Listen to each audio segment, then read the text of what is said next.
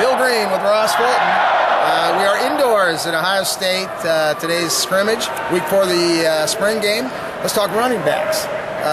We saw a lot of Rod Smith, Briante Dunn, Carlos Hyde, Jordan Hall. What did you see out of all 4? Sure. Well, I guess in terms of overall, we basically saw with the first team, Hall and Hyde working together, and then we saw Briante and Rod Smith with the second team. I guess I kind of say what I saw from him is kind of what I expected from all of them. Briante certainly, he had one cutback run where he was off to the races, yeah.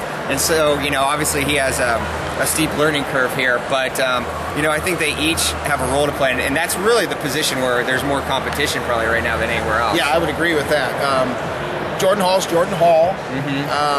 He got the ball a lot in space today. Wasn't really able to shake people out there like I know Urban Meyer wants his guys to do. When you're one-on-one, you've got to beat people. Yeah. He didn't really have a lot of success doing that today. Billy Brown, they kind of ran that role a little bit, so I don't know. Briante had the long run. We also watched him in pass protection today, which is a big question mark. I thought he did pretty good. Yeah, he did. He took Steve Miller on a couple times, old buddies from high school, and I don't know, he played very physical. I think that's the difference between him and Rod Smith. I think Rod is more of a finesse player and a big body, where Briante, I think, is just a little more physical. And I think inside the 5 on the goal line, it's going to be Hyde or Briante. I think they're going to play Briante Dunn. Yeah, and as I said to you, unfortunately, Rod Smith sometimes seems to play smaller than he actually is. Right. He tends to dance a little bit. Carlos Hyde's a guy where if he gets going north and south, he's tough. He's not going to make anyone miss, so he's sort of limited. Yeah. Right. We saw that last year. I think in this Meyer offense, so the running backs are going to have to make people miss.